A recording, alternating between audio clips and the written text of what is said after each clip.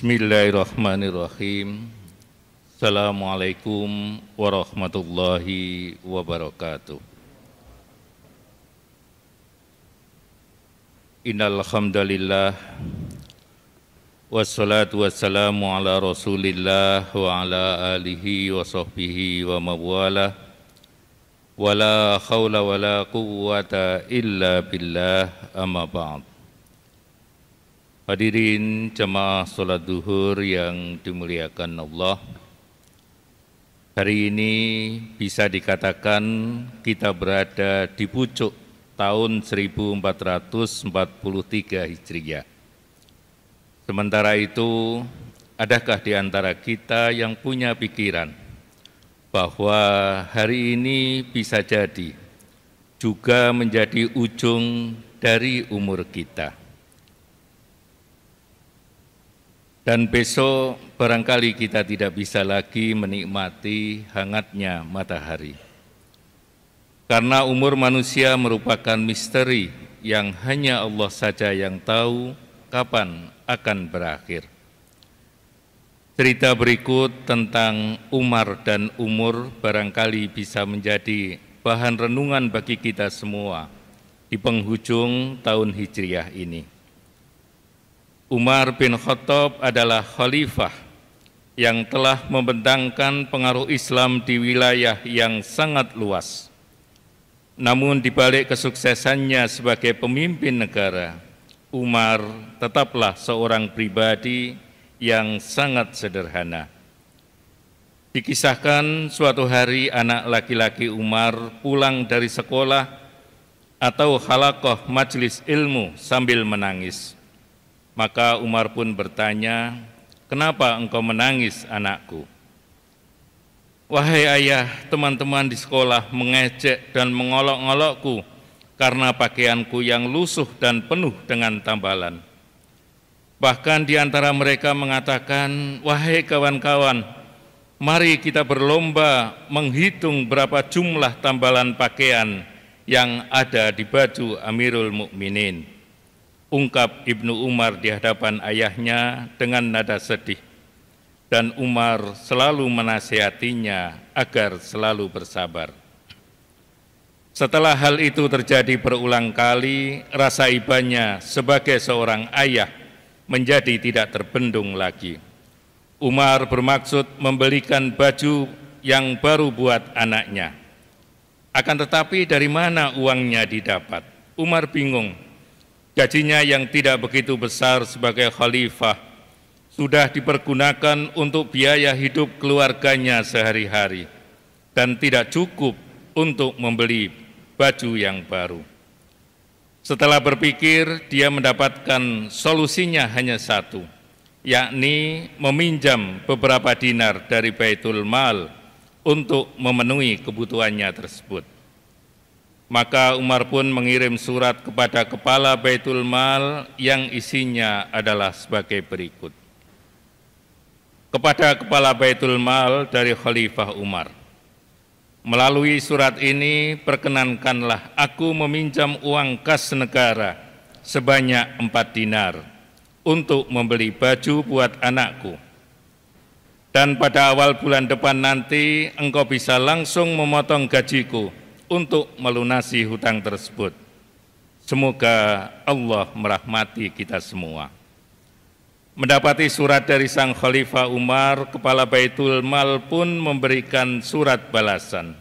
Bunyinya kurang lebih begini: "Wahai Amirul Mukminin, surat Anda sudah kami terima dan kami maklum dengan isinya. Tetapi sebelum pengajuan hutang ini kami penuhi, tolong jawab dulu pertanyaan ini. Dari mana engkau yakin bahwa besok engkau masih hidup? Mantapkah keyakinanmu untuk hidup sampai bulan depan, sehingga engkau bisa melunasi hutangmu? Dan apa yang khalifah lakukan terhadap uang kas negara seandainya meninggal sebelum melunasinya?" Membaca balasan surat itu, bergetarlah hati Umar. Tubuhnya seakan lemas, tidak bertenaga lagi. Ia sadar dia tidak bisa memberikan jaminan bahwa besok hari dia masih akan tetap hidup. Ia bersujud sambil beristighfar memohon ampun kepada Allah. Lalu ia memanggil anaknya dan berkata, "Wahai anakku, maafkan ayahmu. Aku tidak sanggup membelikan baju baru untukmu. Ketahuilah, kemuliaan seseorang itu bukan diukur dari bajunya, melainkan dari kemuliaan akhlaknya, dan umur seseorang dinilai dari berapa banyak dia memberikan manfaat kepada orang-orang yang ada di sekelilingnya." Hadirin jamaah rahimakumullah, setiap ada yang merayakan hari ulang tahun, kita selalu mendengar ucapan selamat panjang umur. Atau ketika ada bayi yang lahir didoakan agar sehat dan berusia panjang. Namun adakah yang dapat memastikan dirinya sendiri akan berusia panjang? Mulia atau hinakah hidupnya? Apakah umurnya penuh keberkahan ataukah tidak? Pernahkah kita berpikir akan berapa panjang usia diri kita? Umur manusia adalah perkara gaib yang merupakan rahasia Allah Subhanahu wa Ta'ala. Tidak seorang pun tahu berapa panjang usia yang dijatahkannya untuknya. Usia umat Nabi Muhammad SAW tidaklah sepanjang usia umat-umat terdahulu. Dalam sebuah hadis disebutkan usia mereka umumnya antara 60 sampai 70 tahun. Dan data Badan Pusat Statistik tahun 2017 mengungkapkan bahwa angka harapan hidup penduduk Indonesia itu sekitar 71 tahun. Jamaah rahimakumullah, yang sangat penting untuk kita sadari adalah bahwa setiap orang pasti akan dimintai pertanggungjawaban tentang umur yang dianugerahkan Allah kepadanya.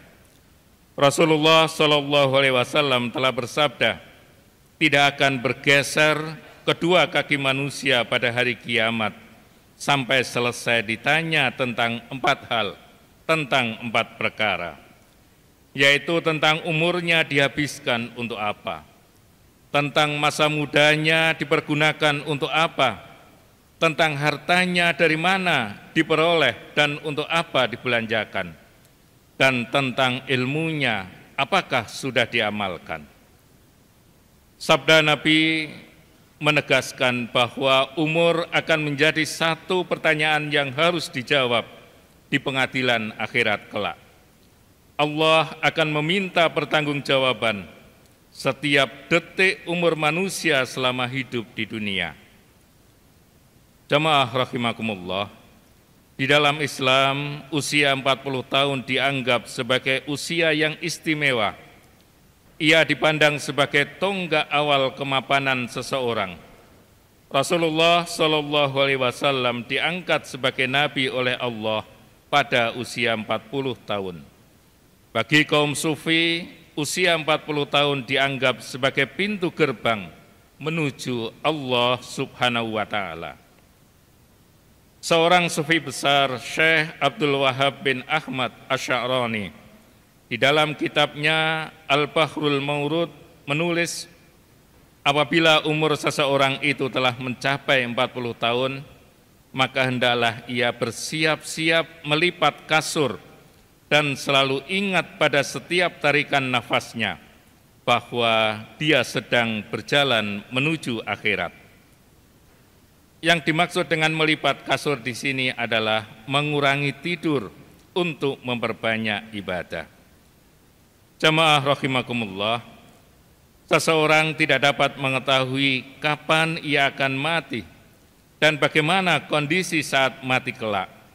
Maka manusia yang beriman diperintahkan oleh Allah agar menjaga keimanan dan keislamannya sampai akhir usianya. Kemudian di dalam Al-Quran surat Yasin ayat 68, Allah Subhanahu wa Ta'ala telah berfirman, وَمَنْ نُعَمِّرْهُ نُنَكِّسْهُ فِي الْخَلْقِ أَفَلَا يَعْقِلُونَ. Dan barang siapa kami panjangkan umurnya, niscaya kami kembalikan dia kepada awal kejadiannya. Maka mengapa mereka tidak mau berpikir? Ayat ini menjelaskan pada kita tentang sunatullah di dalam penciptaan manusia, yakni sebuah fenomena penting bahwa ketika manusia telah mencapai puncak kematangan di dalam umurnya, maka selanjutnya yang terjadi, ia akan kehilangan berbagai macam kemampuan yang dulu telah dia miliki. Di umurnya yang mulai renta, tubuh seseorang itu akan menjadi lemah. Daya pikirnya terus-menerus turun secara terus-menerus. Maka pantaskah makhluk yang serba lemah ini berlaku sombong dan membusungkan dada? Padahal apabila dia sedikit saja diberi umur panjang oleh Allah, maka semua kekuatannya itu akan memudar dan dia akan menjadi seperti anak kecil lagi. Hadirin jamaah rahimakumullah. Kemudian ayat di atas ditutup dengan sebuah pertanyaan, afala ta'qilun? Apakah mereka tidak mau berpikir? Sebuah pertanyaan yang menggugah pikiran dan perasaan. Seakan-akan Allah ingin menegaskan bahwa semua kemampuan dan kekuatan yang kamu miliki adalah pemberian. Maka hubungkan selalu dirimu dengan Zat yang Maha Kuat dan sadari bahwa kita tidak akan memiliki kemampuan apapun kecuali atas pemberiannya. Dan jangan lupa untuk memperbanyak bekal di dunia ini, karena bukan usia panjang yang terpenting, melainkan keberkahan usia. Dan keberkahan umur itu ditandai dengan bagusnya amal ibadah dan akhlak serta karya yang bermanfaat bagi generasi selanjutnya. Jamaah rahimakumullah.